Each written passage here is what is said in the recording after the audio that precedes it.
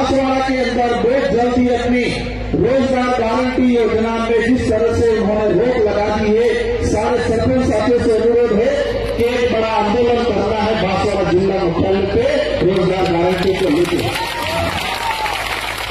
दूसरी जमीन पे आदिवासी जो 25 साल से बैठा हुआ है, उस जमीन का मालिकाना हक आदिवासी दलित पिछड़ा जो भी है उसके नाम होना चाहिए, उसकी लड़ाई है।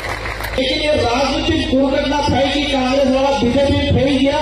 अर्थात आपने कांग्रेस को पट्टोना क्यों फैल अर्थात के लोगों से बीजेपी में पट्टोना क्यों फैल कि जनता क्या कह रही है, जनता क्या चाह रही है। और आपकी भावना के अनुरूप भारत आदिवासी पार्टी ने मुझे सांसद का टिकट दिया और आपने दिल खोल के वोट दिया और अपन सब की मेहनत की वजह से मुझे भारत की संसद में बांसवाड़ा डूंगरपुर का इस क्षेत्र की जनता का प्रतिनिधित्व करने का अवसर मिला। आपने दिया वो अवसर कि अपने बापों का तेल विशेष करीन 2 वाटे हिंचा था, राजनीतिक ने रूप माते 2 वाटे हिंचा था, 2 रस्ते, एक तो कांग्रेस में, एक बीजेपी में। हमारे यात्रा नई विचारधारा जरूर थी महाबालेश्वर जी की, लेकिन विशेष करके कुशलगढ़ इलाका में अपना इलाका मतलब प्रभाव में तो आपने ये विशेष समस्या ही था कि हमारे जो बड़ा बुजुर्ग माता बहन सबने विचार की बात फायदू हूं क्योंकि राज्य अपने सड़क में दुर्घटना था। रास्ता माते आदमी बाइक लेने जाए तो वहां पर कार आ गई और बाइक आ गई ठोकाई गई, इन्हें हो गई सड़क दुर्घटना। अब एजाज की अंगाज में सड़कों में पड़ी जो इन्हें हो गई हवाई दुर्घटना इनके और इन्हीं से भी दुर्घटना थाएगी राजनीतिक दुर्घटना और राजनीतिक दुर्घटना ही थाएगी कि कांग्रेस वाला बीजेपी का दर्जन बीजेपी वाला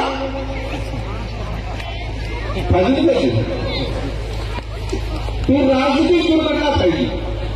अब हमारे बड़ा बुजुर्ग बड़ी ही कई आपने प्योर कांग्रेस में प्योर बीजेपी करके बापरा हिंसा जिनकी कार्यकारिणी की पहले आगे किया हमें विचार करेगा हमें नहीं जाता समय काटने को और अचानक राजनीतिक दुर्घटना थी और राजनीतिक दुर्घटना तभी जुटो हो गई। ये संजोग बैठा मैं भी शायद लोकसभा चुनाव लड़ने वाला नहीं था क्योंकि 84 की जनता ने मेरे को पहली बार जिताया, सेकंड बार भी हाईएस्ट वोटों से जिताया। तो मानी उम्र में 2 थोड़ा विधायक गणी जो मार बल्ले मार क्षेत्र जनता बल्ले मतलब मेरे लिए विशेष कर बड़ी उपलब्धि। मुझे इस उम्र में और क्या चाहिए, लेकिन ये राजनीतिक दुर्घटना थी कि कांग्रेस वाला बीजेपी फैल गया। अर्थात आपने कांग्रेस को पट्टोना क्यों फैल अर्थात के लोगों से बीजेपी पट्टोना क्यों फैल अजय हो गया।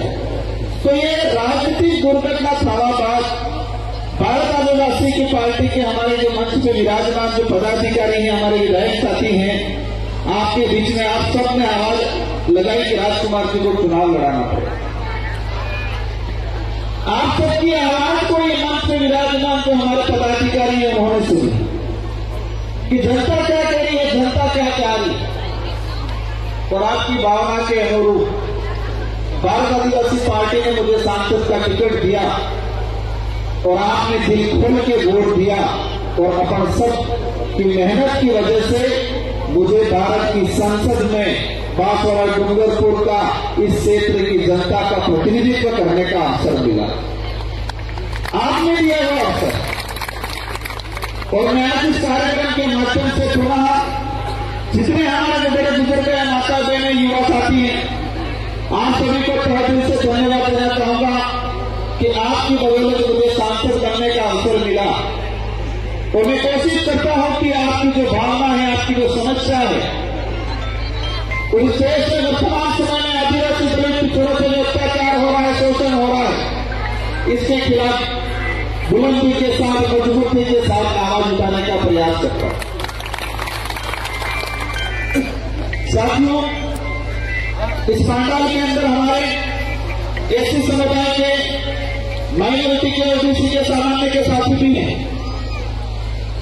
लोकसभा चुनाव के अंदर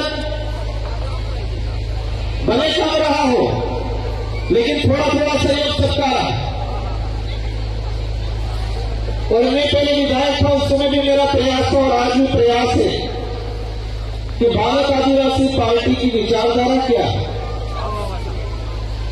विचारधारा की बात आती है तो कांग्रेस के लिए कहा जाता है कि मध्यम दल की विचारधारा, बीजेपी के लिए कहा जाता है कि दक्षिणपंथी विचारधारा। इस देश के अंदर वामपंथी और दक्षिणपंथी दो मुख्य विचारधारा चलती है। वामपंथी मतलब कांग्रेस, और कांग्रेस के लिए कहा जाता है कि थोड़े लोग वामपंथी और मध्यमपंथी। बीजेपी के लिए कहा जाता है कि दक्षिणपंथी, मतलब बीजेपी की विचारधारा ये होती है कि गरीब गरीब रह जाए चलेगा, लेकिन अमीर अमीर होना चाहिए। ये बीजेपी की आइडियोलॉजी है। बीजेपी उद्योगपतियों को प्रायोरिटी देती है। तो अपने भारत आदिवासी पार्टी की विचारधारा हो, भारत आदिवासी पार्टी की विचारधारा है मानव मूलक प्रकृतिवादी विचारधारा। हमारी भी पार्टी है, अपनी भी पार्टी है, पार्टी में विचारधारा है मानव मूलक प्रकृतिवादी, मतलब इंसानियत रखने वाली, प्रेम भावना रखने वाली और जल जंगल जमीन के लिए उसको जीवन अपना घर समझ के जीने वाली विचारधारा है भारत आदिवासी पार्टी।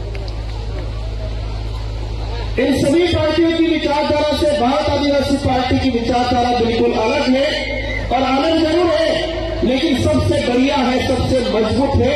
और ये विचारधारा ही इस देश के अंदर मानवता को बचाएगी, इंसानियत को बचाएगी, जल जंगल जमीन को बचाएगी। प्रकृति की रक्षा की बात कोई पार्टी नहीं करती। दक्षिणपंथी विचारधारा उद्योगपतियों को प्रायोरिटी देती है, वो बीजेपी। वो कहती है कि वन विभाग की जमीन अगर 2000 हेक्टेयर की जमीन वन विभाग को अडानी को देना पड़े दे दो, लेकिन आदिवासियों को 1 हेक्टेयर भी पट्टा देना पड़ेगा। 10 बार सोचो ही कहती है।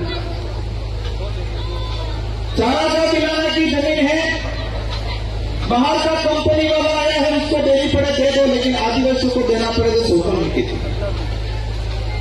साथियों, हम कहते हैं लड़ना पड़ेगा, संगठित होना पड़ेगा। पहले कहते हैं संगठित होना पड़ेगा, तो संगठित हफ्ते छोड़ा आप एक हफ्ते छोड़ा हम अपना हैदराबादी से एक कैसे वैचारिक रूप से एक होना पड़ेगा, वैचारिक रूप से, दिमागी रूप से एक होना पड़ेगा। और लड़ना किससे पड़ेगा? हमारे बाजू कहते हैं यहाँ सुना कहीं लड़ो पड़े तो लड़ो पड़े, तो हर लड़ो पड़े, हर चीज लड़ो पड़े, भाई लड़ो पड़े। लड़ लेते में लड़े, हर्जा काम तो तलवार नहीं, इसमें लड़ा था वो। मैं कई बार कहता हूं कि हमारे बाप दादा से पहले आक्रमण हुए मुगलों के, अंग्रेजों के, राजा रजवाड़ों के, तो वो हम पे अत्याचार करते तो हम रक्षा किससे करते? लड़ हर्जा काम की तीर कमान थी। तो आजादी से पहले हमारे पे अत्याचार होता था बंदूक तोपों से, तलवारों से, तो उसके सामने हमने लड़ाई बंदूक तोपों या हर्जा काम की थे या बालकों की लड़त की, तो अपन जीत गए। आजादी के बाद पसे क्या लगा कि बोले ने बगरे विषय नहीं बोले ने कहो पड़ जाए। फिर धीरे धीरे आया कि जबान से मजबूत होना पड़ेगा, बोलता तो ऊपर मतलब बोली लड़ाई लड़नी पड़े। पसे धीरे धीरे कहना लगा कि कागज और कलम की लड़ाई लड़ी पड़ी। तो आजादी से पहले हमारी जमीन को कोई लेने आता था तो उसकी रक्षा हम लट और तीर कमान से करते थे। और आज हमारे, क्योंकि वो लेने आने वाला भी लट और तीर कमान लेके आ रहा,